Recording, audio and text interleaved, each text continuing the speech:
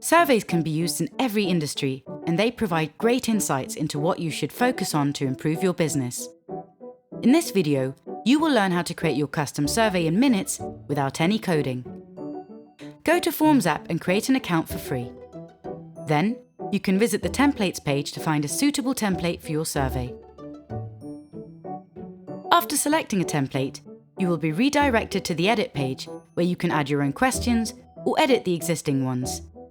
In order to help you ask your questions as you want, Forms app offers you a great variety of form fields, unlike other survey makers.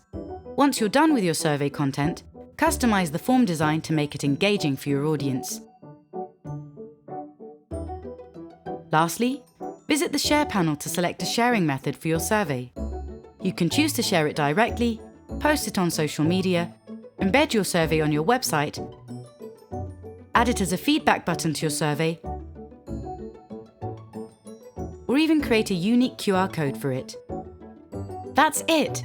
You can now easily create a custom survey for anything without any coding. Click the link in the description to see free survey templates and get started today.